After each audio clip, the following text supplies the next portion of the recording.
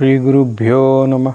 ओं नमो ब्रह्मादिभ्यो ब्रह्मविद्यासम्प्रदायकर्तृभ्यो वंशर्षिभ्यो महद्भ्यो नमो गुरुभ्यः।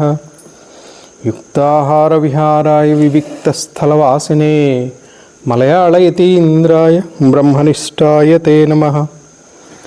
पंचाशत्वर्णरूपेण या व्याप्तमिदं जगत् शब्दब्रह्ममयीं वाणीं भजेतां परदेवताम्। अखण्डमण्डलाकारं व्याप्तं येन चराचरं तत्पदं दर्शितं येन तस्मै श्रीगुरवे नमः। अज्ञानतिमिरान्धस्य ज्ञानाञ्जनशलाकया चक्षुरुन्मीलितं येन तस्मै श्रीगुरवे नमः। गुरुब्रह्मा गुरुर्विष्णुः गुरुर्देवो महेश्वरः गुरुसाक्षात् परं ब्रह्म तस्मै श्रीगुरवे नमः। దివ్యాత్మ స్వరూపులారా, ఒకసారి ఇప్పటివరకు అయినటువంటి 45 కారికలని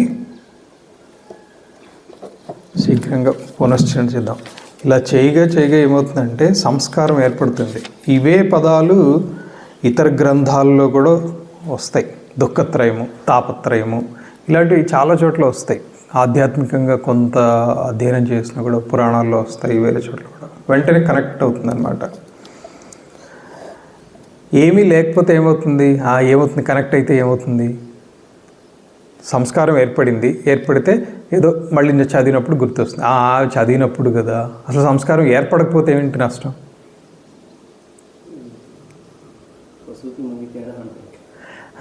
సంస్కారం ఏర్పడకపోతే మనసు ఖాళీగా ఉండదు.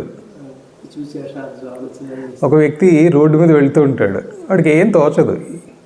ఎవరో చెప్పారు వాడికి, అరే ఏదైనా కూడా జాగ్రత్త చేసుకోవాలి అని. జాగ్రత్త చేసుకోవాలి, రోడ్డు మీద కనిపించినవన్నీ జాగ్రత్త చేసుకుంటూ పోతుంటాడు. మనసు కూడా అలాంటిదే. దానికి మంచిది నేర్పించలేదనుకోండి, అంటే ఏది జాగ్రత్త చేయాలి అనేటువంటి దాని మీద లక్ష్యం కాలేదు. దానికి కాలేనప్పుడు ఏమవుతుంది, రోడ్డు మీద కనిపించిన చెత్త చెదారం అన్నీ వాడు వేసుకున్నట్టుగా చూస్తూ ఉంటుంది. అక్కడ ఏదో కనిపిస్తుంది, అది చేసేసుకుంటుంది. వాటన్నిటిని అవి సంస్కారాలు ఏర్పడతాయి. ఆ సంస్కారాలు ఉత్తరోత్తర బలీయమైనవి అనుకోండి, పశు జన్మలకు వెళ్ళిపోతాయి. ఎటువంటి సంస్కారాలు ఏర్పడతాయో తదుపరి జన్మలకి ఆ గుణాలు కూడా అలాగే ఏర్పడతాయి. సో ఈ సంస్కారాలే వచ్చే జన్మకి ప్రారంభంగా మారుతూ ఉంటాయి. అదేంటి, మనం ఏం చేయలేదు కదా, జస్ట్ చూసాం. మరి అది ఎలా అవుతుంది? చూసాము అని అంటే ఆ దృశ్యాన్ని ఇది రిజిస్టర్ చేసేసుకుంటుంది. ఊరిని రిజిస్టర్ చేసి కూర్చోదు. వెళ్ళే కాలంలో ఆ దృశ్యం వచ్చిందనుకోండి, అదేదో పిల్లో కుక్కో నక్కో ఏదో అయింది. అంటే వెళ్ళే కాలంలో ఆ నక్క దృశ్యం వచ్చింది కాబట్టి వీడికి ఆ నక్క జన్మ వచ్చే అవకాశం ఉంటుంది. జడభరతుడి కథ అదే. అది ఇంకోసారి విన్నారు ఎప్పుడన్నా? జడభరతుడు లేడీగా పుడతాడు. ఒక మంచి తపస్వి ఆయన. చివరి కాలంలో ఒక లేడీ, ఈయన నది ఒడ్డున ధ్యానం చేసుకుంటూ ఉంటే జపతప ధ్యానాలు, ఒడ్డు అవతల నుంచి పులి అరుపో ఏదో వినిపిస్తుంది. ఈ లేడీ ఉరికేటువంటి, అంటే ఒరవడి ఉన్నటువంటి నది మీద అలా గంతుతూ దాటడానికి ప్రయత్నం చేస్తుంది. అది పూర్ణ గర్భిణి. ఆ దూకటంలో బిడ్డ ఆ నీళ్ళలోకి పడిపోతుంది. ఇదేమో ప్రాణాలు రక్షించుకోవడానికి బయటకు వస్తుంది, అదేమో ఒరవడిలో కొట్టుకుపోతుంటుంది. ఈయన చూసి జాలిపడి అయ్యో అని చెప్పి ఈయన కనిపించింది, తెచ్చి దాన్ని ఒడ్డుకు తీసుకొచ్చాడు. అప్పటికే ఆ లేడీ పారిపోయింది, పులి భయానికి మళ్ళీ ఇటువైపు రాలేదు. సరే వచ్చినప్పుడు తీసుకుపోతుంది అన్నట్టుగా ఆశ్రమానికి తెచ్చి, దానికి ఏం తెలుసు, అప్పుడే పుట్టింది, తెచ్చి మళ్ళీ పులియో ఏదైనా క్రూర జంతువు తినేస్తుందని చెప్పి దాన్ని సంరక్షిస్తూ, తను ఎక్కడ వెళ్తే దాన్ని అక్కడికి తీసుకుని వెళ్తూ, దానికి మెల్లమెల్లగా పాలు పట్టుకున్నాళ్ళు, తర్వాత మెల్లమెల్లగా లేత గడ్డి పరకులు అందించి దాన్ని మెల్లగా పెంచుతూ ఉంటాడు. దానికి కూడా ఈయనతోటి ఒక మంచి, అంత సహజం అది అటాచ్మెంట్. ఎవరైతే ప్రేమగా చూస్తారో వాళ్ళతో అటాచ్మెంట్ వచ్చేస్తుంది. ఈయన ధ్యానం చేసుకుంటూ చెవుల్లో తలపెట్టుకుంటూ పడుకునేది. ఈయన ఎక్కడికైనా బయటికి వెళ్ళాలన్నా కూడా లేడీని, ఆ పిల్లని తీసుకుని వెళ్ళటం లేదా, అయ్యో దాని సంరక్షణ బాధ్యత తీసుకున్నాడు. ఈయనకు అంత్యకాలం వచ్చింది. వెళ్ళిపోయే సమయంలో అయ్యో ఇప్పుడు నేను వెళ్ళిపోతే ఆ పసికొన సంగతి ఏంటో అనే ఆలోచన వస్తుంది. అందుకని వచ్చే జన్మలో ఇంత పెద్ద తపస్వి లేడీ జన్మ ఎత్తాల్సి వచ్చింది. కాకపోతే పూర్వజన్మ సంస్కారంతో, అంటే అంత చేసినటువంటి సాధనా బలంతో అన్ని లేడులలో కలిసిపోకుండా విడిగానే ఉంటూ నిర్లిప్తంగా ఉంటూ ఆ జన్మని అనుభవించేయాలి, కడతీర్చుకోవాలి కదా. ఆ జన్మని నెరవేర్చేసి మళ్ళీ జన్మలో భరతుడిగా పుట్టారు, జడభరతుడిగా. ఆయన జడభరతుడు.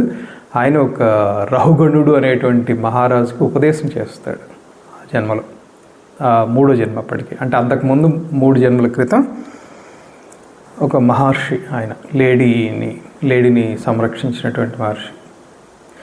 సో ఆ వాసన అనేటువంటి, ఇదే భగవద్గీత కూడా చెప్తుంది, యం యం వాపి స్మరణ్ భావం త్యజత్యంతే కళేవరం తం తమేవైతి కౌంతేయ తదా తద్భావ భావిత. అంటే ఏ భావంతో త్యజతి అంతే అంటే అంత్యకాలంలో ఏ భావంతో కళేవరాన్ని వదిలేస్తామో, అంటే ఈ దేహాన్ని వదిలేస్తామో, స్మరణ్ భావం త్యజత్యంతే కళేవరం తం తమేవైతి కౌంతేయ, ఆ భావనకి అనుగుణమైనటువంటి జన్మని ఎత్తవలసి వస్తుంది. అనమంటే ఏమంటాడు అలవాటు లేనివాడు, అది తెలుసు, అది బాగా గుర్తుంది. అందుకని ఎప్పుడూ కూడా సదా తద్భావ భావిత. ఈ ఇతర చెత్త చేరకుండా, ఇప్పుడు నీళ్ళ ట్యాంక్లో మురికి ఎవరిని చేరకుండా ఎన్ని జాగ్రత్తలు తీసుకుంటాం, మరి ఈ ట్యాంక్లో ఎన్నెన్ని చేరుతున్నాయి గమనిస్తున్నావా? ఎంతసేపు ఏదో ఒకటి తెచ్చి వేస్తూనే ఉంటుంది ఇది లోపల, అదే దాని ఆహారం. సో ఇప్పుడు దీనికి వచ్చేద్దాము, కారికలు. అందుకనే ఏంటంటే మంచి సంస్కారాలని పెంచుకోవాలి. మంచి సంస్కారాలు అంటే అట్లీస్ట్ ఒకటి, ఉత్తమ సంస్కారాన్ని నిలబెట్టుకుంటే ఉత్తమ జన్మ వస్తుంది. కనీసం మానవ జన్మన రావాలిగా. అంటే ఆ దుష్ట సంస్కారాలు లేదా హీన సంస్కారాలు అవి రాకుండా ఉండాలి. అవి రాకుండా ఉండాలన్నా కూడా ఏం చేయాలి? గేట్ మూసేయాలి కదా, ఈ గేట్స్ ద్వారాలన్నీ మూసిపెట్టాలి కదా, లేకపోతే ఆ సంస్కారాలు రెడీగా వస్తాయి. ఖాళీగా కూర్చున్నావు, ఏదో కాకి కనిపిస్తుంది, ఇంకా ఏం చేస్తాయి, ఇవన్నీ ఇంకా అలా పెరిగిపోతూ ఉంటుంది సంసారం. సో ఆ సంస్కారాలని నిరోధించడం కోసమైనా కానీ ఏదో ఒక యావగేషన్ ఇలాంటిది పెట్టుకోవాలి, సత్కాలక్షేపం ఇలాంటివి పెట్టుకుంటే కనీసం అవి చేరకుండా ఉంటాయి. అవి చేరకుండా ఉంటే గ్యారంటీగా వచ్చే జన్మలో మానుష జన్మ అయితే ఉంటుంది. మిగతా ఇంకా ఏదో మరీ హీనపైన పనులు చేయకుండా ఉంటాయి. ఉత్తమ కార్యాలు చేయగలిగి ఉత్తమ సంస్కారాన్ని నిలబెట్టుకుని ఆ ఉత్తమ సంస్కార ప్రభావాన్ని కలిగినటువంటి మనస్సుతోటి వదిలేసామనుకోండి దేహాన్ని, ఉత్తమ జన్మ వస్తుంది. దుఃఖత్రయాభిఘాతాత్ జిజ్ఞాస తదభిఘాతకే హేతౌ దృష్టే సాపార్థా చేత్ ఏకాంత అత్యంతతో భావాత్ దృష్టవదానుశ్రవికః సహ్య విశుద్ధి క్షయాతిశయయుక్తః తద్విపరీతః శ్రేయాన్ వ్యక్తావ్యక్తజ్ఞ విజ్ఞానాత్ మూల ప్రకృతిరవికృతి మహదాద్యాః ప్రకృతి వికృతయః సప్త షోడశకస్తు వికారో న ప్రకృతిర్న వికృతిః పురుషః దృష్టమనుమానమాప్తవచనం చ సర్వప్రమాణసిద్ధత్వాత్ త్రివిధం ప్రమాణమిష్టం ప్రమేయసిద్ధిః ప్రమాణాద్ధి ప్రతివిషయాధ్యవసాయో దృష్టం త్రివిధమనుమానమాఖ్యాతం తల్లింగలింగిపూర్వకం ఆప్తశ్రుతి ఆప్తవచనం తు ఆరోది సామాన్యతస్తు దృష్టాదతీంద్రియాణాం ప్రతీతిరనుమానాత్ తస్మాదపి చాసిద్ధం పరోక్షమాప్తగమాత్ సిద్ధం.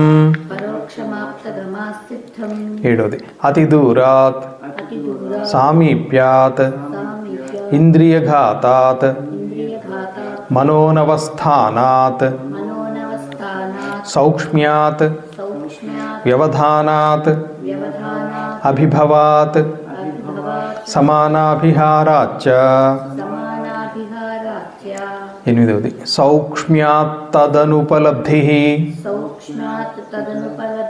నాభావాత్ కార్యతః తదుపలబ్ధేః మహదాది తచ్చ కార్యం ప్రకృతి విరూపం స్వరూపం చ అసదకరణాత్ ఉపాదానగ్రహణాత్ సర్వసంభవాభావాత్ శక్తస్య శక్యకరణాత్ కారణ భావాచ్చ సత్కార్యం. పదవది హేతుమదనిత్యమవ్యాపి సక్రియమనేకమాశ్రితం లింగం సావయవం పరతంత్రం వ్యక్తం విపరీతమవ్యక్తం.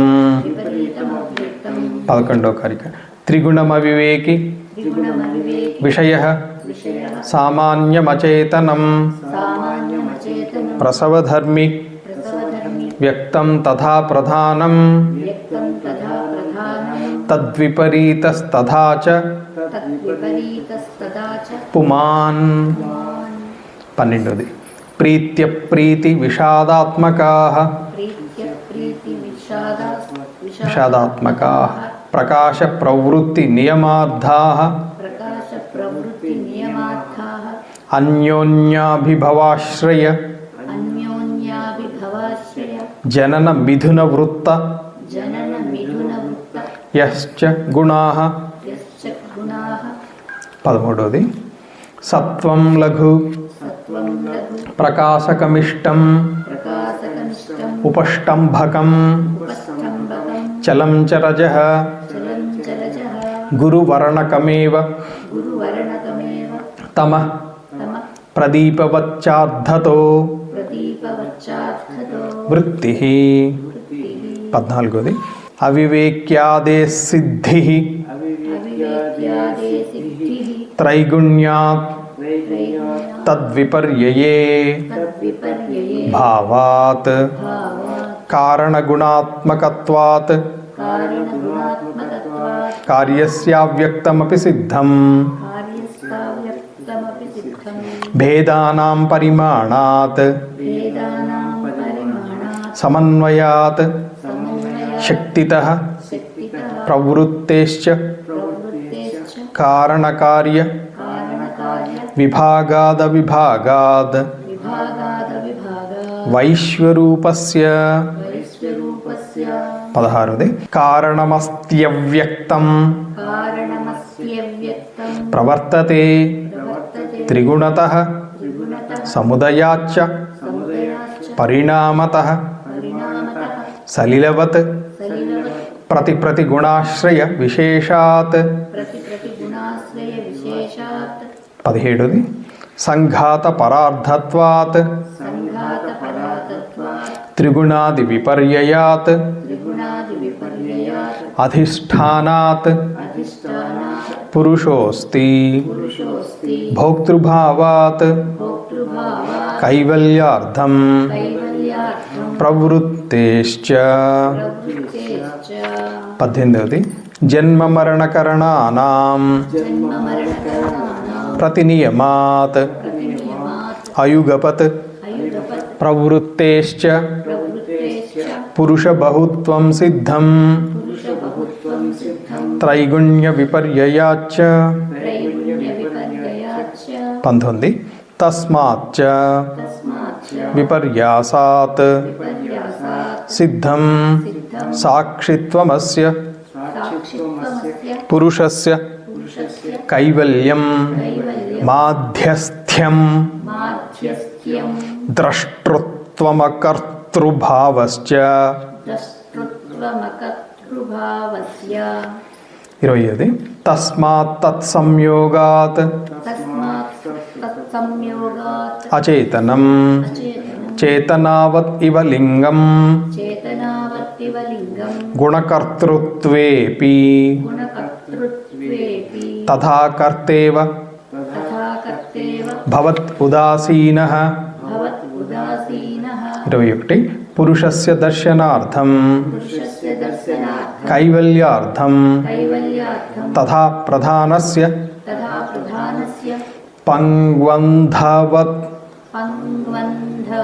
ఉభయోరపి సంయోగ తత్కృతః సర్గః 22 ప్రకృతేర్మహాంస్తతో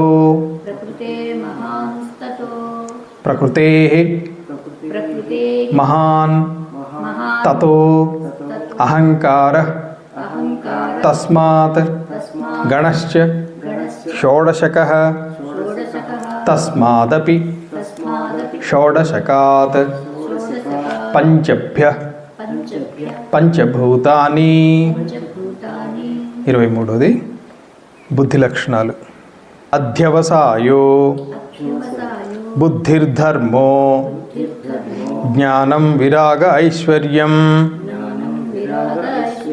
సాత్వికమేతద్రూపం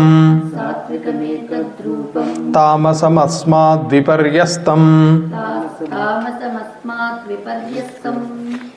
అహంకార లక్షణాలు 24 అభిమానో అహంకారః తస్మాద్వివిధః ప్రవర్తతే సర్గః ఏకాదశకశ్చ గణః తన్మాత్రః పంచకశ్చైవ 25 సాత్విక ఏకాదశకః ప్రవర్తతే వైకృతాదహంకారాత్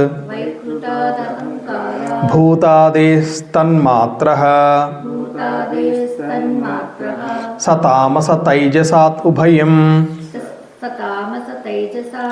ఉభయం ఇంద్రియాల కార్యాలు బుద్ధీంద్రియాణి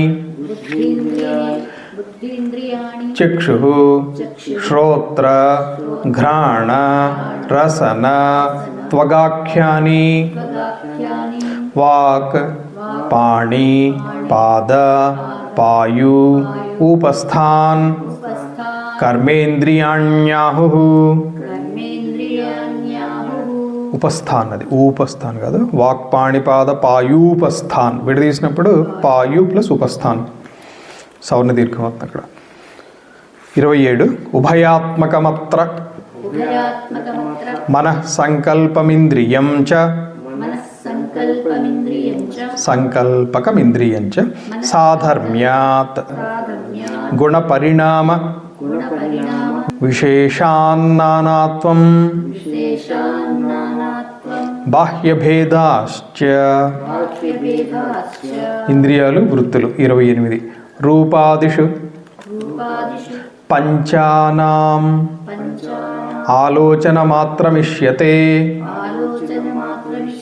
వృత్తి వచన ఆదాన విహరణ ఉత్సర్గ ఆనందాశ్చ పంచానాం అంతఃకరణ వ్యాపారం 29 స్వాలక్షణ్యం వృత్తిస్త్రయస్య సైషా భవత్య సామాన్య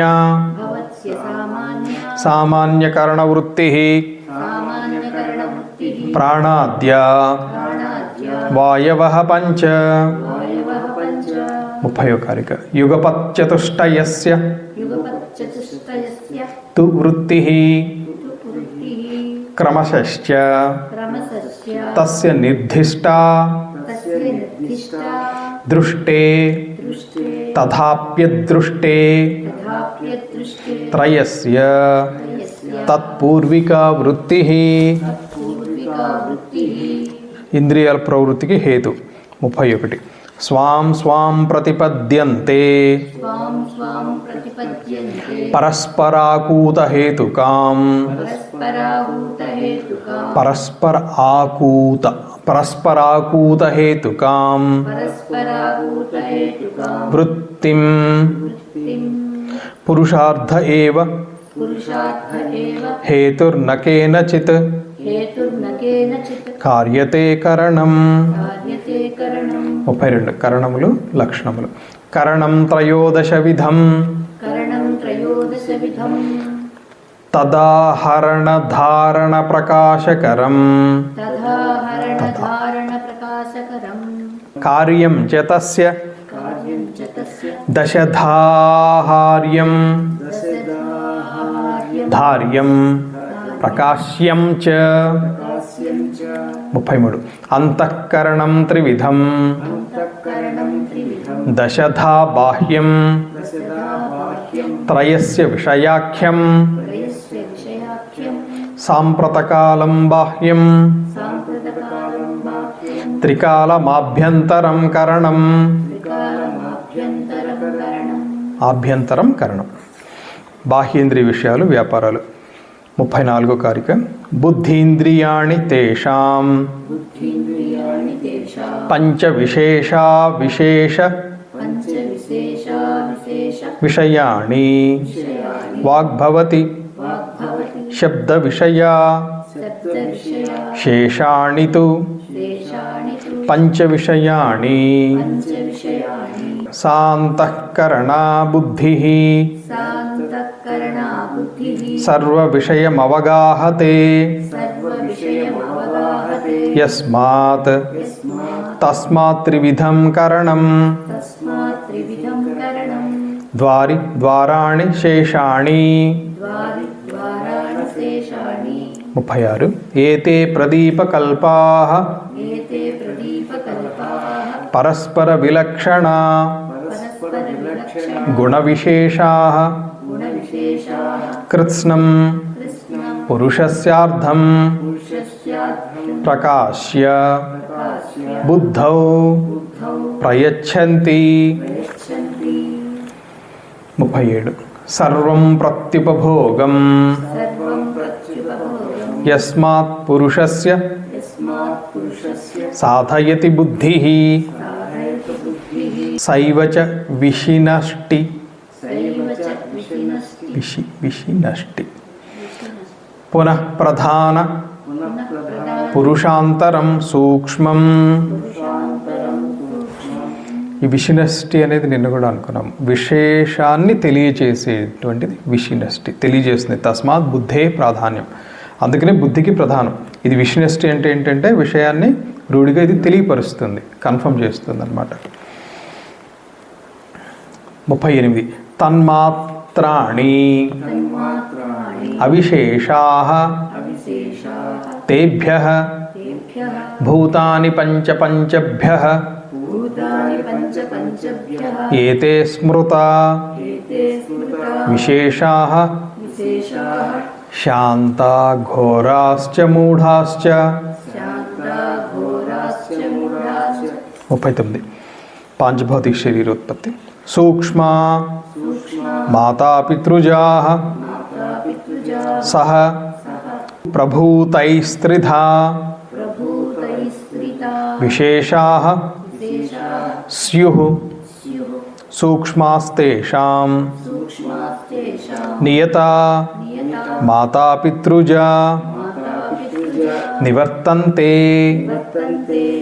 40వ కారిక పూర్వోత్పన్నమసక్తం పూర్వోత్పన్నమసక్తం నియతం నియతం మహదాది మహదాది సూక్ష్మపర్యంతం సూక్ష్మపర్యంతం సంసరతి సంసరతి నిరుపభోగం నిరుపభోగం భావైరధివాసితం భావైరధివాసితం లింగం. 41 చిత్రం చిత్రం యథాశ్రయం మృతే యథాశ్రయం మృతే స్థాణ్వాదిభ్యో ఖాన్వాదిభ్యో వినా యథా ఛాయ వినాయయాచాయ యథా ఛాయ తద్వద్వినా తద్వద్వినా విశేషైర్న విశేషైర్న తిష్టతి తిష్టతి నిరాశ్రయం నిరాశ్రయం లింగం. లింగం 42 పురుషార్థహేతుకమిదం పురుషార్థహేతుకమిదం నిమిత్త నైమిత్తిక ప్రసంగేన నిమిత్తనైమిత్తికసంగేన ప్రకృతేః ప్రకృతేః విభుత్వయోగాత్ విభుక్తయోగాత్ నటవత్ నటవత్ వ్యవతిష్ఠతే వ్యవతిష్టతే లింగం. వ్యవతిష్ఠతే అంటే వ్యవస్థితమవుతుంది, అంటే ఆర్గనైజ్డ్గా అవుతుంది అని, వ్యవస్థితమవుతుంది అని అంటే.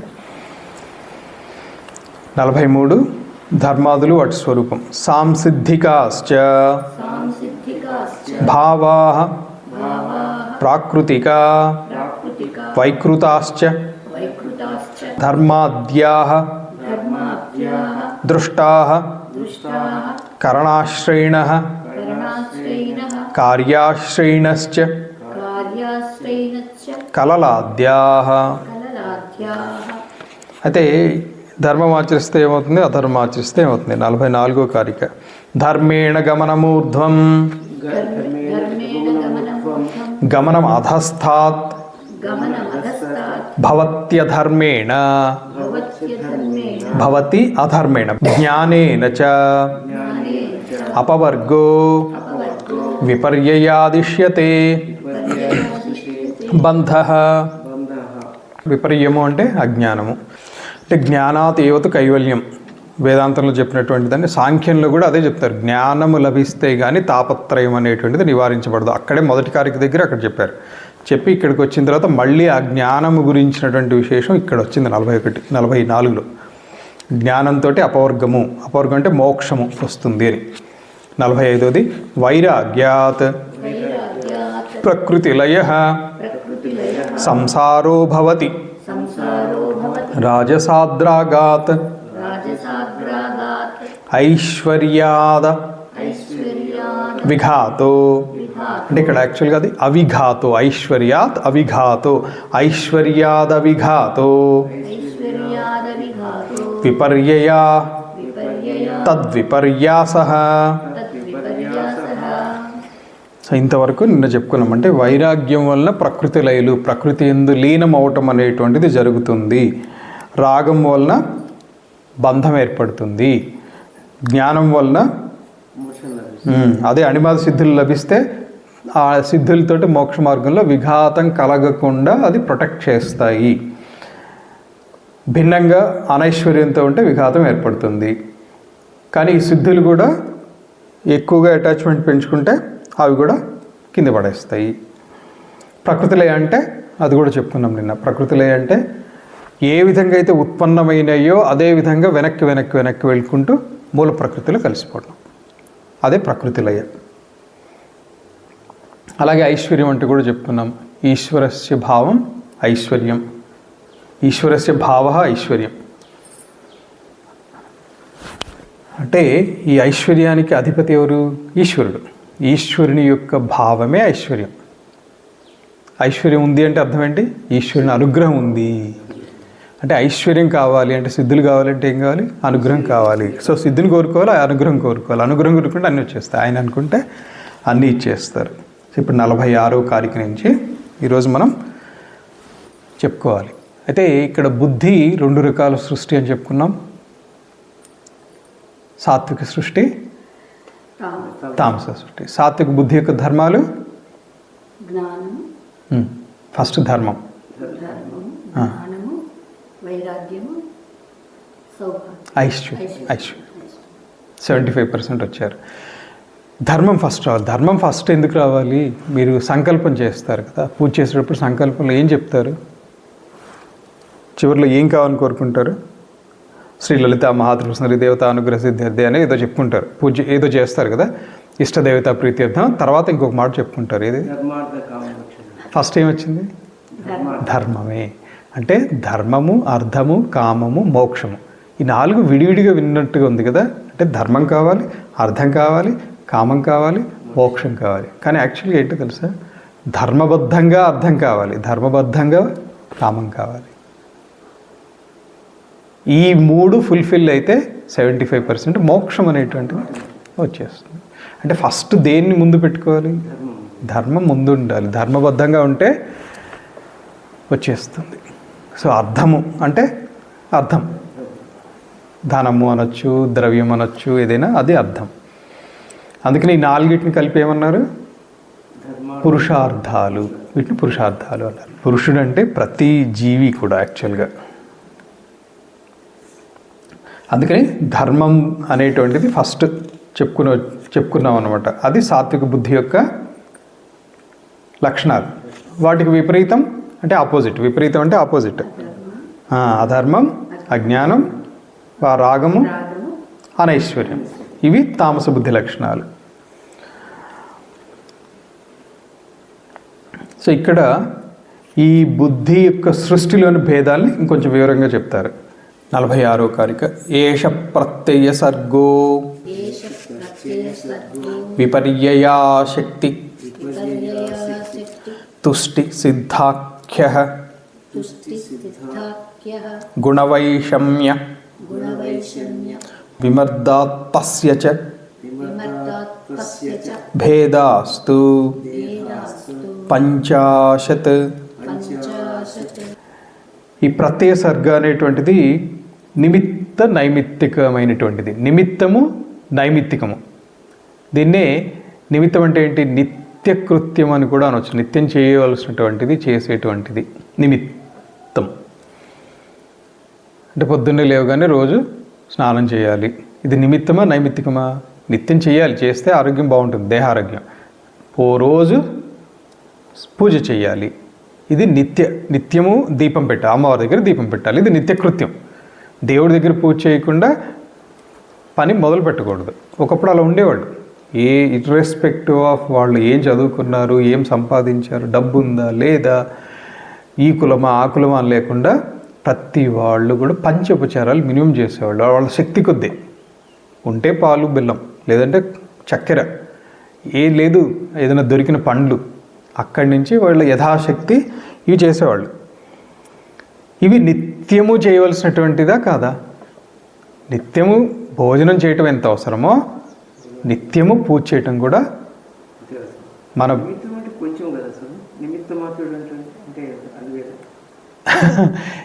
అది వేరే నైమిత్తికంలోకి వస్తుంది. అది చెప్తా.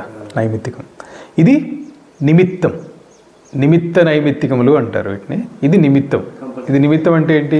పోనీ కొంచెమే అనండి, రోజంతా చేస్తే మరీ మంచిది, కానీ రోజంతా చేయరు కదా. అంటే కంపల్సరీ అని అనొచ్చు. నిమిత్తము అని అంటే it is a determining thing. అంటే దీని నిమిత్తము చేసామని కూడా అంటారు కదా. నిమిత్తం అంటే మీరు చెప్పిన ఒక అర్థం ఉంది, దీని నిమిత్తము అని కూడా ఒక అర్థం ఉంది. ఎందు నిమిత్తం మీరు ఈ పని చేశారు అని ఏదో అంటే దేనికోసం చేశారు అలా.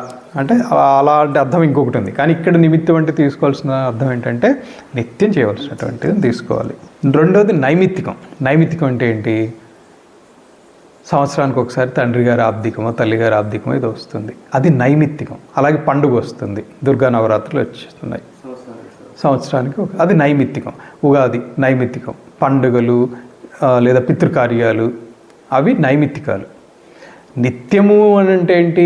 నిత్యము సంధ్యావందనం చేయటం నిత్యం, నిమిత్త కార్యం. అది నైమిత్తికములు అవి. సో ఇది విపర్యయ, అశక్తి, తుష్టి, సిద్ధి అని 4 విధాలు. ఈ ప్రత్యయ సర్గ తారతమ్యత అంటే పెరగటం లేదా తగ్గటం. అంటే కొంచెం ఎక్కువ ఉండటం, కొంచెం తక్కువ ఉండటం.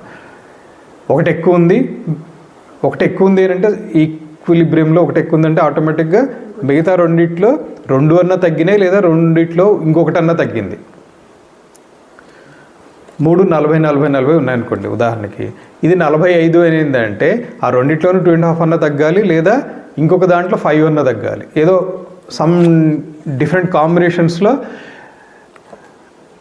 5 తగ్గడం. అంటే 35, 40 ఉండొచ్చు, 36, 41 ఉండొచ్చు రెండోది.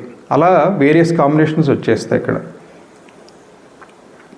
సో సత్వరజస్తమో గుణాల్లోని న్యూన అధిక్య భేదం వలన ఈ భేదాలు 50 అవుతాయి. సో ఈ ప్రత్యయ సర్గ అంటే ఈ ప్రత్యయ సర్గ 4 విధాలు.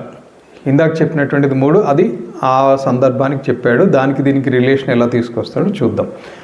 విపర్యయము, అశక్తి, తుష్టి, సిద్ధి, ఇవి 4 విధాలు. ప్రత్యయం అంటే ఏంటి అసలు? ప్రతీయంతే విషయా అనేనైతే ప్రత్యయ అంటే దీని చేత విషయాలు ప్రతీయంతే అంటే ప్రకాశమానం అవుతాయి, బుద్ధితోటి ప్రకాశింపజేయబడుతున్నాయి. అంటే ఇంతవరకు ఏమవుతుంది?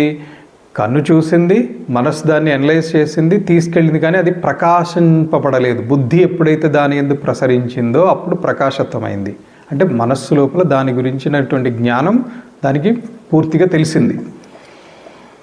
కావున బుద్ధి అనేటువంటి దాన్ని ఏమన్నారు? ప్రత్యయము. ప్రత్యయం ఎందుకన్నారంటే ప్రతీయంతే విషయా ఇది ప్రత్యయ. ప్రతీయంతే విషయా అనేన ఇది ప్రత్యయ. దీనివలన విషయాలు ప్రకాశమానమవుతాయి కాబట్టి బుద్ధి అనేటువంటిది ప్రత్యయము. ప్రతీయంతే ప్రకాశింపజేస్తుంది. ఇది ప్రకాశింపజేయడం సరిగ్గా లేదు. ఏమవుతుంది? విషయాల పట్ల అవగాహన లోపిస్తుంది. అందుకనే ఏమంటారు? నీ బుద్ధి పనిచేయటం లేదా, ఇన్నిసార్లు చెప్పినా నీకేంటయ్యా ఇలాగే చేస్తావు, అదే చేస్తున్నావు, సరిగ్గా చేయవా అని ఇది అంటారు చూడండి. ఎందుకు అనేసేసి ఇంకో లైన్ అంటాడు, బుద్ధి ఉపయోగించు అని అంటారా? అంటే బుద్ధి అనేటువంటిది అన్ని ప్రకాశింపచేస్తుంది. ఈ 4 భేదాల స్వరూపం ఇప్పుడు చెప్తారు. ఫస్ట్ది ఏంటంటే విపర్యము.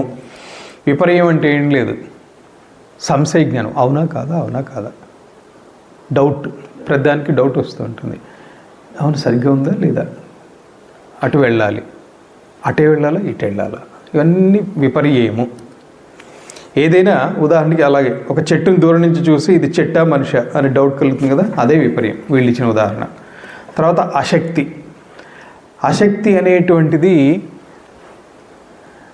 9 దాదాపు 18 రకాలు చెప్తుంది. ఎన్ని విధాలుగా ఆసక్తి ఉంటుంది అనేటువంటి. ఆసక్తి అంటే చేతకంతనం, ఏదో ఒక పనిని పూర్తిగా చేయలేకపోవటం లేదా అడ్డం పట్టడం ఏదో ఉంటుంది. పైన చెప్పిన విధంగా స్థాణువుని చూసి సంశయానికి లోనై దగ్గరికి వెళ్ళాడు, చూశాడు, దాన్ని స్వరూపాన్ని నిర్ణయించలేకపోవటం. ఎంతసేపు చూసినా కానీ అలాగే డౌట్గానే ఉంది, నిర్ణయించలేకపోయాడు. అది అశక్తి. ఎందుకు నిర్ణయించలేకపోయాడు అనేటువంటి దానికి కారణాలు ఉంటాయి. ఆ కారణాలు కూడా ఇందులోనే వస్తాయి, వేరే దర్శన శాస్త్రాలు కూడా వస్తాయి. చూద్దాం. తుష్టి. తుష్టి అని అంటే పైన పేర్కొన్న విషయంలోనే అది ఏంటో తెలుసుకోవాలని కానీ సంశయాన్ని నివారించుకోవాలని కానీ అనిపించకపోవడమే తుష్టి. అంటే ఇక్కడి నుంచి నిలబడ్డాడు, ఆ దూరంగా చూశాడు, చూస్తే అక్కడ ఎవడో దొంగ నిలబడ్డట్టుగా కనిపించింది. అది దొంగ కాదా? ఇక్కడి నుంచి కదలకపోవడానికి కారణం ఏదో ఉంటుంది. అంటే ధైర్యం లేకపోవటం కావచ్చు, అమ్మ దగ్గరికి వెళ్తే వాడేమన్నా హాని చేస్తాడేమో అని కావచ్చు, లేదా అసలు మధ్యలో వెళ్ళే దారిలోనే ఇంకేమన్నా ఉందేమో, నేను అటు వెళ్తే ఇంకెవరన్నా ఇటు నుంచి వస్తారా, ఎన్నో ఉంటాయి కారణాలు. సో దగ్గరికి వెళ్ళి దాన్ని సంశయ నివృత్తి చేసుకుందాము, లేదా ఏదో ఒక విధంగా దాన్ని సంశయ నివృత్తి చేసుకుందామని అనిపించదు. ఇక్కడే ఉంటాడు, చూస్తుంటాడు, వాడు అక్కడి నుంచి కదలడు. ఎందుకంటే వాడు అవ్వచ్చు కాకపోవచ్చు, వాడు యాక్చువల్గా స్థాణువు అయి ఉండవచ్చు, చెట్టు మొద్దు కావచ్చు, వాడు కాదు చెట్టు ముద్ద అయి ఉండవచ్చు కూడా. సో పైన అంటే అది స్థాణువా లేక మనిషి అనేటువంటిది తెలుసుకోవాలని కానీ సంశయం నివారించుకోవాలని కానీ అనుకోడు. అది చూస్తాడు అలసిపోయి వెళ్ళి నిద్రపోతాడు, వదిలేస్తాడు. అదే తుష్టి విఘాతాలు అని చెప్పి వస్తాయి. ఆ విఘాతాల గురించి కూడా చెప్తారు. 18 రకాలు వస్తాయి, అది ఇక్కడ కింద చెప్తాడులేండి. అష్టావింశతి 18. అష్టావింశతి అంటే 28 రకాలుగా తుష్టి ఉంటుందిట, ఆసక్తి అనేటువంటిది. ఇవన్నీ సిద్ధి. వీడిక్కడి నుంచి వెళ్ళలేదు, చూస్తున్నాడు, ఆ వ్యక్తి కానీ స్థాణువు కానీ అక్కడి నుంచి కదలలేదు. ఈ లోపల ఏమైందంటే ఏదో ఒక పక్షి వచ్చి కూర్చుంది దాని మీద. అప్పుడు వీడికి అర్థమైంది, అది మనిషి కాదు, మనిషి అయితే పక్షి వచ్చి కూర్చోదు, స్థాణువే, అమ్మయ్య అనుకున్నాడు. ఇది ఈ జ్ఞానం కలిగింది. ఈ జ్ఞానం కలగటమే సిద్ధి. సో విపర్యం, అశక్తి, తుష్టి, సిద్ధి, ఇవి 4 రకాలైనటువంటి ఏం సర్గ? ఇది ప్రత్యయ సర్గ. అంటే బుద్ధి యొక్క సృష్టి 4 రకాలుగా ఉంటుంది అనుకున్నాం కదా. 4 రకాల్లో విపర్యం, అశక్తి, తుష్టి, సిద్ధి ఈ 4. దీన్నే ప్రత్యయ సర్గ అని చెప్పుకోవటం. అంటే బుద్ధి యొక్క సృష్టి. ప్రత్యయం ఎందుకు చెప్పారు? ప్రతీయమానం చేస్తుంది కాబట్టి, ప్రకాశవంతం చేస్తుంది కాబట్టి దాన్ని బుద్ధి. ప్రతీయంతే విషయా అనేన ఇది బుద్ధి. సో ఇప్పుడు వీటిల్లో భేదాలు కొంచెం వివరంగా ఇప్పుడు చెప్పుకుందాం. 47వ కారికలో ముందుగా విపర్యం గురించి వాటి గురించి అసలు ఎన్ని అనేది చెప్తున్నారు. పంచ విపర్యయ భేద అంటే విపర్యం 5 రకాలు. భవంత్యశక్తిశ్చ కరణవైకల్యాత్ అష్టావింశతి భేద తుష్టిర్నవధ అష్టధా సిద్ధి. అంటే రివర్స్లో చూసుకుంటే సిద్ధి 8 విధాలు, తుష్టి 9 విధాలు, ఆసక్తి 28 విధాలు, 5 విధాలేమో విపర్యము. సో విపర్యం యొక్క భేదాలు 5, ఇంద్రియ వైకల్యం వలన అశక్తిలో 28 భేదాలు, తుష్టి 9 రకాలు, సిద్ధి 8 విధాలు. అవి ఎలాగంటే విపర్యం 5 విధాలు ఫస్ట్ చెప్పుకుందాం. విపర్యం అన్నాడు కదా, విపర్యం అంటే ఏంటనుకున్నాం? సంశయం. సంశయం అంటే డౌట్, అవునా కాదు, అదేంటి, అది తెలియకుండా అది స్థాణువా మనిష ఉదాహరణ గురించి చెప్పింది. అది ఏంటి అనేది యాక్చువల్గా గ్రహించడానికి కాకపోవడమే దాన్ని విపర్యము, దాన్ని సంశయము అన్నారు. సో ఇవి 5 రకాలు. ఎలా? 1 తమః, 2 మోహః, 3 మహామోహః, 4 తామిశ్రం, 5 అంధతామిశ్రం అని విపర్యం 5 విధాలు. ఇలాగే మిగతా వాటి భేదాలు కూడా తర్వాత కారికల్లో వర్ణిస్తారు. ఫస్ట్ ఇవి ఏమైనా కొంచెం వివరం ఏమైనా ఇచ్చారా లేదో చూద్దాం విపర్యాల గురించి. 48వ కారిక. భేద తమసో అష్టవిధో మోహస్య చ దశవిధో మహామోహః తామిశ్రో అష్టాదశధా తథా భవత్యంధతామిశ్రః.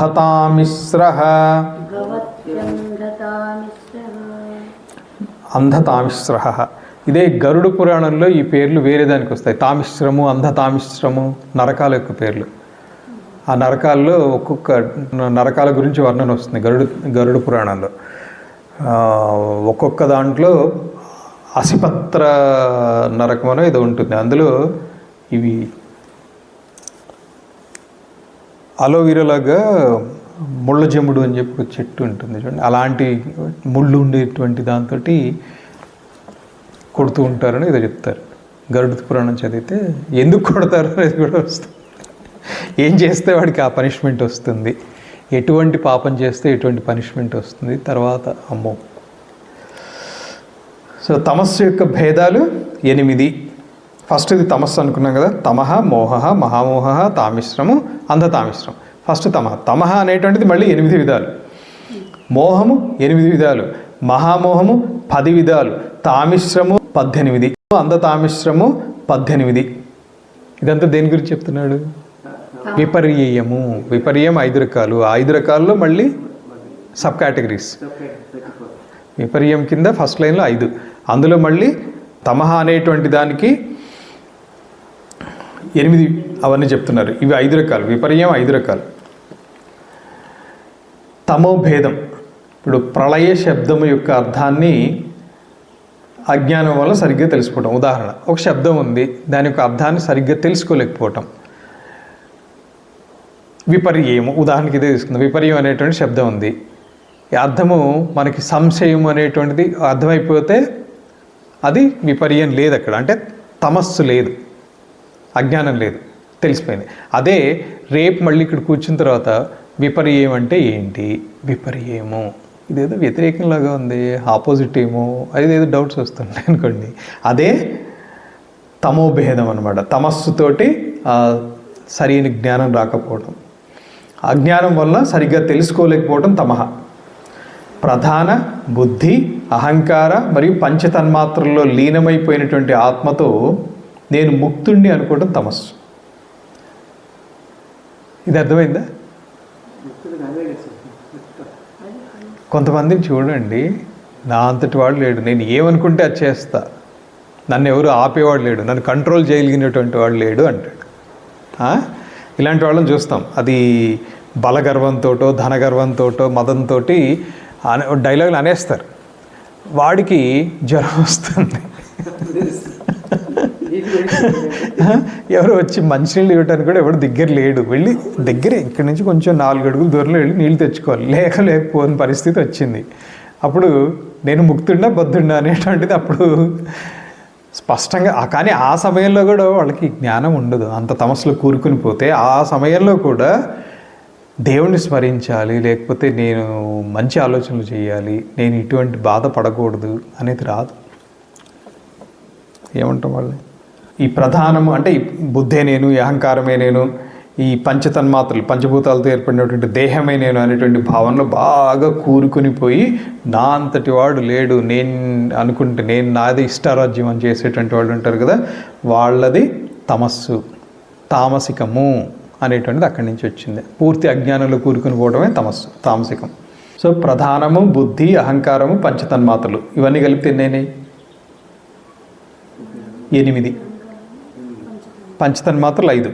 ప్రధానము బుద్ధి అహంకారం. ప్రధానము అంటే మూల ప్రకృతి అని ఒక మాట చెప్పుకున్నాం. సో ఈ 8 ఆత్మ కాదు, అనాత్మలు.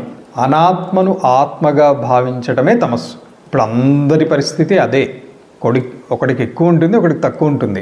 కానీ దేహాభిమానం ఉంది అంటే ఏంటి? పంచతన్మాత్రలో అభిమానం ఉంది. ఈ దేహం మీద అభిమానం అంటే ఏంటి? ఇది పంచతన్మాత్రల నుంచి వచ్చిందేగా. అంటే కార్యం మీద అభిమానం ఉందంటే దాని కారణం మీద అభిమానం ఉన్నట్టేగా, ఇండైరెక్ట్గా. సో ఇదే వేదాంతంలో చెప్పబడేటువంటి అవిద్య. రెండోది, ఇప్పుడు ఇది క్లియర్ కదా, తమస్సు అనేటువంటిది క్లియర్, అర్థమైంది కదా? ఏం డౌటా?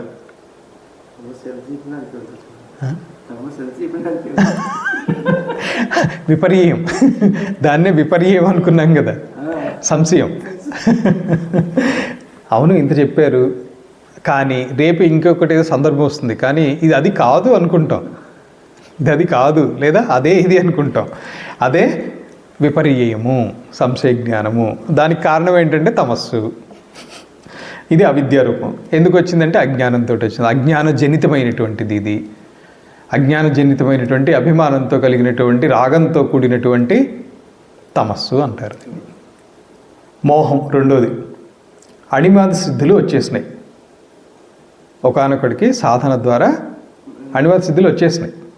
వచ్చిన తర్వాత మోక్షాన్ని పొందకుండా ఇప్పుడు ఈ సిద్ధులను ఉపయోగించుకుంటూ ఏదో ఇక్కడే కాలం గడిపేస్తాడు. నాకు ఒక చక్రవర్తి పదవి కావాలనో, లేకపోతే ఏదో ప్రకృతి మీద జయించాలనో ఏదో ప్రయత్నాలు చేస్తాడు. మోక్షం అక్కడ దాకా వెళ్ళాడు, గేట్ దాకా వెళ్ళాడు. గేట్ తీసి లోపలికి వెళ్తే మోక్షం. కానీ గేట్ దాకా వచ్చేసాను కదా అని చెప్పి కుందేలు తాబేలు కథ ఏదో ఉంటుంది చూడండి, ఆ టైప్ అన్నమాట. సో అక్కడ దాకా వెళ్ళిన తర్వాత అమ్మయ్య ఇప్పుడు నేను వచ్చేసాను అని చెప్పి వాడు గేట్ బయట పడుకుని నిద్రపోతాడు. అంటే ఎవరైనా వచ్చి గేట్ తీసి లోపలికి తీసుకెళ్తారనే ఆశ కావచ్చు, భ్రాంతి కావచ్చు. అంతే, వాడు ఇంకా తిరిగి టైం వేస్ట్ చేసుకుని మళ్ళీ జన్మలోకి వెళ్ళిపోవాలి. సో ఈ అణిమాది సిద్ధులు క్షీణించగానే మళ్ళీ ఏమవుతుంది? మళ్ళీ జనన మరణం, జననం పునరపి జననం పునరపి మరణం. ఈ అణిమాది సిద్ధులు ఏంటి చెప్పుకున్నాం, చెప్పండి. అణిమాది సిద్ధులు చెప్పుకున్నాం, గుర్తుందా? అణిమ, లఘిమ, గరిమ, మహిమ, ప్రాకామ్య, ప్రాప్తి, ఈషిత్వం, వసిత్వం. ఆర్డర్ అటు ఇటు అయినా పర్వాలేదు. ఇవి ఒక్కొక్కటి ఏంటనేది తెలుసా? చెప్పాలా? తెలియదు. అణిమ అణువంత అంటే చిన్నగా అయిపోవటం. హనుమంతుల వారికి ఇవన్నీ ఉన్నాయి. ఈ సిద్ధుల గురించి అర్థం చేసుకోవాలంటే హనుమంతుల వారిని భావం చేసుకోవటం వచ్చేస్తుంది. చిన్నగా అయిపోవటం. లఘిమ తేలిగ్గా అయిపోవటం. సముద్రం మీద నుంచి ఎలా వెళ్ళిపోయారు చూడండి. తర్వాత మహిమ, అణిమ మహిమ. మహిమ అనేటువంటిది మహారూపం దాల్చేటువంటి శక్తి. ఛాయా రాక్షసితోటి యుద్ధం చేసేటప్పుడు సురస అనుకోండి. సురస ఏమో దైవ, ఛాయా రాక్షసి ఒక ఆమె పేరు సింహిక, ఐ థింక్ సింహిక. సురస ఏమో దేవతలు పంపించినటువంటి యక్షిణీను ఎవరో ఉంటారు. ఈ రెండు విషయాల్లో కూడా శరీరం పెంచేస్తారు. అదే మహిమ. ఒక సందర్భంలో భీముడు వస్తాడు, తోక ఎత్తమంటారు. తోక కదిలించలేకపోతాడు. గరిమ అంటే బరువుగా తయారు చేయటం, బరువుగా అయిపోవటం అనమాట. సో అలాగే సీతాదేవి కనిపించినప్పుడు కూడా చిన్నగా అయిపోయి అశోకవనం దగ్గరికి వెళ్ళి వింటారు. సీతాదేవికి ఫస్టే పెద్దగా కనపడాల, సీతాదేవికి వెళ్ళి దగ్గరికి కొంచెం అలా కొంచెం నవ్వుతారు. చివరికి అంత కాన్వర్సేషన్ అయిపోయిన తర్వాత, అమ్మ నువ్వు సరే అంటే నేను ఇప్పుడే ఇక్కడి నుంచి విముక్తి చేస్తాను, నీ దుఃఖం చూడలేకపోతున్నాను, నేను నా భుజాల మీద ఎత్తుకుని వెళ్ళిపోతా అంటే సీతాదేవి అంత దుఃఖంలో ఉన్న సీతమ్మవారు పక్కన నవ్వేస్తారు. నవ్వేస్తే ఆంజనేయుడు చిన్నబుచ్చుకుంటాడు. చిన్నబుచ్చుకుని, అమ్మ నేను ఇది కనిపించేది కాదు, నేను నిన్ను తీసుకెళ్ళగలను లేదని నీకు నిరూపించడానికి కూడా నేనేంటో చూపిస్తా అని చెప్పి విరాట్ రూపం చూపిస్తాడు. అమ్మ ఇప్పుడు మీకు అభ్యంతరం లేకపోతే రండి అంటే అప్పుడు సీతాదేవి అంటుంది, నేను నీతోటి వచ్చేసేస్తే శ్రీరాముడు వచ్చి తీసుకెళ్ళాడు అనేటువంటి ఖ్యాతి రాదు, ఆయన ధర్మం అది, ఆయన చెయ్యాలి, నేను ఇక్కడ పోతా కానీ అది ధర్మానికి నిలబడటం అని చెప్పి. రెండవది కారణం కూడా చెప్తారు, నేను శ్రీరాముడిని తప్ప ఇంకొకళ్ళని టచ్ చేయలేదు, నువ్వు నాకు కొడుకుతో సమానం అయినా కూడా నేను నీ భుజాల మీద ఎక్కను, నేను రాను అని చెప్తారు. అది సీతాదేవి గొప్పతనం. సో అది మహిమ, మహారూపం. గరిమ అంటేనేమో బరువు అవటం. సో లఘిమ చెప్పుకున్నాం కదా, తేలిగ్గా అయిపోవటం. అణిమ, మహిమ, గరిమ, లఘిమ. ప్రాకామ్య అంటే కోరినట్లుగా అయిపోవటం. రామలక్ష్మణుల దగ్గరికి వచ్చినప్పుడు వేషం మారిపోతుంది. కామరూపము అని అంటారు. అంటే ఎటువంటి రూపం కావాలంటే అటువంటి రూపం ధరించగల శక్తి, ఇచ్ఛానుసారంగా వర్తించడం, అంటే ఎలా కావాలంటే అలా తయారైపోగలరు. ప్రాప్తి అంటే వాళ్ళకి కోరికలు ఉండవు అసలు ఇంత దాకా వచ్చిన తర్వాత, కానీ ఏదన్నా ప్రారంధవశాత్తు ఏదన్నా ఉన్నా కానీ వాళ్ళు ఇది అనుకోవాలి, కానీ అది జరిగిపోతుంది. ఇంకా వాళ్ళకి నిశ్చింత. తర్వాత ఈసిత్వం అని అంటే కొంతమందిని మనం చూడగానే రెస్పెక్ట్ ఇవ్వాలనేటువంటి భావన కలుగుతుంది. కొంతమంది దగ్గరికి వెళ్ళినప్పుడు, సాధువులు కానీ మహాత్ములు గురువుల దగ్గరికి వెళ్ళినప్పుడు వాళ్ళు ఏమైనా పని చెప్తే అసలు అది ఎందులో కష్టముందా, తేలికుందా, సుఖముందా, ఏముందా అనే ఆలోచన కూడా చేసేస్తాం. చేయాలనేటువంటిది వాళ్ళ తేజస్సుతోటి వస్తుంది. అంటే వాళ్ళకున్న సిద్ధి అది, వాళ్ళకి అటువంటి ఈసిత సిద్ధి. అంటే వాళ్ళు ఏదన్నా అనుకున్నారు అని అంటే అది ఎవరితోటైనా కూడా చేయించగలరు. ఆ సందర్భంలో ఎవరుంటే వాళ్ళతోటి ఆ కార్యాన్ని నిర్వర్తింపచేయగలుగుతారు. అదే ఈశిత్వ సిద్ధి. వసిత్వ సిద్ధి అని అంటే తను చెప్పినట్టుగా వేరే వాళ్ళు కంట్రోల్ అయిపోవడం. చాలామంది ఈయనతోటి ఆర్గ్యూ చేసేద్దాము, వాదన చేద్దాము, లేకపోతే ఈయనతోటి ఈరోజు పెద్ద రగడ చేసుకుని గొడవ పెట్టుకుందామని వస్తారు. 2 నిమిషాలు మాట్లాడిన తర్వాత కామ్గా అయిపోయేసేసి, సరేనండి మీరు చెప్పారు కాబట్టి అది కరెక్ట్లేండి, వస్తానులేండి. అసలు వచ్చేటప్పుడు గేట్లు తన్నుకుంటూ వచ్చేసి అలా వచ్చిన వాళ్ళు ఉంటారు. అలా వచ్చి వీళ్ళ తేజస్సు ముందు ప్రశాంతత వచ్చేస్తుంది, వీళ్ళు దాసులు అయిపోతారు. వశిత్వం అది. సో ఇవన్నీ కోరుకోకూడదు. ఇప్పుడు స్వామీజీ దగ్గరికి వచ్చిన వాళ్ళు, నేను ఇవన్నీ గమనించాను. స్వామీజీ దగ్గరికి వచ్చిన వాళ్ళకి ఆర్గ్యూ చేద్దామని వచ్చిన వాళ్ళు ఉన్నారు. నాకు తెలిసి వాడు వస్తున్నా అంటే 1-2 సందర్భాల్లో నేనే అడ్డంపడి 2 పీకుదాం అనే సందర్భాలు కూడా అంత స్థితిలో నాకు అలా అనిపించింది. కాకపోతే గురువు ముందు మనము ఎక్కువ చేయకూడదు మళ్ళీ అని చెప్పి ఫస్ట్ చూద్దాము, మరీ హద్దు దారితే అప్పుడు చూసుకోవచ్చులే అన్నట్టుగా 2 నిమిషాలు మాట్లాడిన తర్వాత సరే గురువు గారు దండం పెట్టడం. తర్వాత మహామోహం. ఇది అర్థమైంది కదా, అష్టసిద్ధులు. ఇదే అష్టసిద్ధులు. మహామోహం తన్మాత్రలు అనేటువంటివి సూక్ష్మ రూపాలు. ఏమేంటివి తన్మాత్రలు? శబ్ద, స్పర్శ, రస, రూప, గంధం. ఇవి ఇష్టాన్ని కలగజేస్తాయి, అనిష్టాన్ని కలగజేస్తాయి. లేదా సుఖాన్ని కలగజేస్తాయి. అంటే సుఖంగా ఉంటే ఇష్టము, సుఖంగా లేకపోతే అనిష్టం, అంతే కదా. దుఃఖం అని అంటుంది దాన్ని, అనిష్టాన్ని దుఃఖము. సో ఈ పంచతన్మాత్రలు సుఖాన్ని కలిగిస్తాయి, దుఃఖాన్ని కూడా కలిగిస్తాయి. ఎలా? ఇప్పుడు ఉదాహరణకి గాలి మందరంగా ఇచ్చింది, కొంచెం శీతలంగా ఉంది, బాగుంది, ప్రశాంతంగా నిద్ర వచ్చేటట్టుంది అని అంటాం. గాలి వేడిగా వచ్చింది, అది ఉష్ణం, కానీ గాలి తీవ్రంగా వచ్చింది, నిద్రపోగలమా? కొట్టుకుని పోయేంత గాలి వస్తుంది అనుకోండి, పడుకుని నిద్రపోతాం. తమోగుణం ఉన్నవాడు నిద్రపోవచ్చు, తమోగుణం ఉన్నవాడు ఏదైనా నిద్రపోతాడు, అట్లా ఉంటారు. సో ఈ పంచతన్మాత్రలు మానవులకి సుఖాన్ని ఇస్తాయి, దుఃఖాన్ని కూడా ఇస్తాయి. ఇవి సూక్ష్మంగా ఉంటాయి, ఇవి సూక్ష్మాలు.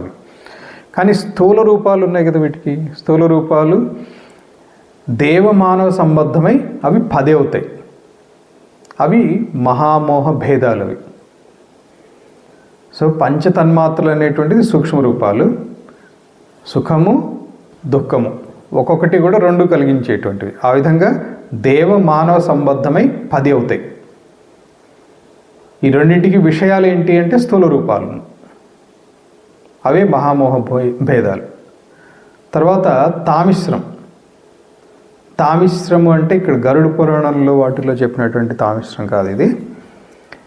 అణిమాది అష్టవిధ ఐశ్వర్యము ప్లస్ ఈ ఇప్పుడు చెప్పినటువంటి దేవతలకి మానవులకి కూడా పంచతన్మాత్రల స్థూల రూపాలు విషయాలు అవుతాయి అనుకున్నాం కదా, అవి 10. అణిమాది అష్టవిధ ఐశ్వర్యాలు 8, పైన చెప్పినటువంటి 10 మహామోహ భేదాలు. ఈ 10 + 8 18. ఇది తామిశ్రము. అంటే దేవ మానవ విషయాలు, దేవతల విషయాలు, మానవ విషయాలు. అంధ తామిశ్రం.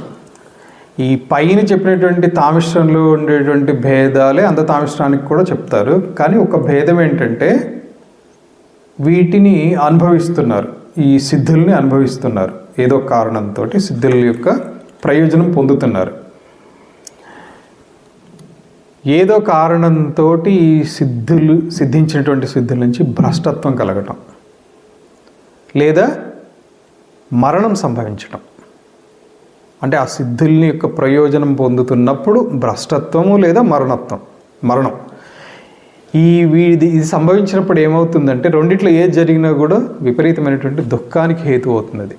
కారణం ఏంటంటే ఒక కోటీశ్వరుడు ఉన్నాడు, రాత్రికి రాత్రి దొంగలు పడి మొత్తం ఊడ్చుకొని పోయారు. పొద్దున్నే లేవగానే నవ్వుకుంటూ వస్తాడు బయటికి, ఈ విషయం తెలిసిన తర్వాత నవ్వుకుంటూ వస్తాడా? అలాంటిదే దుఃఖం, అత్యంత దుఃఖహేతు అవుతుంది. అందుచేత ఇది అంధతామిశ్రము. ఇంకా సింపుల్గా చెప్పాలంటే, ఒకే లైన్లో చెప్పాలంటే తామిశ్రం అంటే ఏంటంటే ద్వేష భావనయే తామిశ్రం. ఈ విధంగా అన్నీ కలిపి తమము 8, మోహము 8, మహామోహం 10, తామిశ్రం 18, అంధతామిశ్రం 18, 62 మొత్తం కలిసి. ఇవన్నీ దేనికి? ఈ 62 భేదాలు దేనివి? విపర్యయములో 5. ఆ 5లో మళ్ళీ ఒకదానికి 8, ఇంకొక దానికి 8, ఇంకొక దానికి 10, ఇంకొక దానికి 18, ఇంకొక దానికి 18. అవేంటి? తమః, మోహ, మహామోహ, తామిశ్రం, అంధతామిశ్రం. ఇవన్నీ దేని గురించి అంటే విపర్యం గురించి. విపర్యం అంటే సంశయం. ఈ సంశయం అనేటువంటిది దేనిది? బుద్ధి యొక్క 4 ఒకటి. బుద్ధి యొక్క సృష్టి 4 ఉన్నాయనుకున్నాం. విపర్యము ఏంటవి? విపర్యము, అశక్తి, తుష్టి, సిద్ధి. అంతే. విపర్యము, అశక్తి, తుష్టి, సిద్ధి. సో ఇప్పటికి మనం చెప్పుకున్నటువంటిది విపర్యం గురించి మాత్రమే. విపర్యం గురించి ఇంత వచ్చింది. రేపు అశక్తి యొక్క భేదాలు చెప్పుకుందాం. అశక్తికి అసలు ఎన్ని భేదాలు ఉంటాయో చెప్పేసి ఆ కారికవన్నీ కూడా రేపు చెప్తాను. అశక్తి అంటే ఇది ఏంటి అంటే ఒకలా చెప్పాలంటే అది ఎన్ని విధాలు ఉంటుంది. శక్తి లేకపోవటం అంటే ఏంటండి? శక్తి లేకపోవటంలో కూడా మళ్ళీ డిఫరెన్సెస్ ఉంటాయి. శక్తి ఉంది లేదు అంతే కదా? కాదు. ఈ సాంఖ్య సిద్ధాంతం ప్రకారం అంటే అశక్తి కారణాలు 28. 11 ఇంద్రియాలకి సంబంధించినటువంటి లోపాలు, తుష్టి భేద వైపరీత్యాలు, సిద్ధి భేద వైపరీత్యాలు. ఆ తుష్టి, సిద్ధి వాటి భేద వైపరీత్యాలను కూడా ఇక్కడే వచ్చేస్తాయి. ఇవన్నీ ఆసక్తిలోనే వచ్చేస్తాయి. అవి 28 ఉన్నాయి అని చెప్పి ఆసక్తి యొక్క భేదాలకి రేపు చెప్పుకుందాం. ఆ భేదాలు ఏంటి అనేటువంటిది ఇప్పుడు ఇక్కడ ఆపేద్దాం. ఓం సహనావతు सह नौ भुनक्तु सह वीर्यं करवावहै तेजस्विनावधीतमस्तु मा विद्विषावहै। ओम शांति शांति शांति। शंभो शिव शिव शिव शिव शिव शिव। शंभो शिव शिव शिव शिव शिव शिव। शंभो शिव शिव शिव शिव शिव शिव। नारायण नारायण नारायण। हरि ओम तत्सत्। सद्गुरु परब्रह्मार्पणमस्तु। सर्वं सच्चिदानंद परब्रह्मार्पणमस्तु।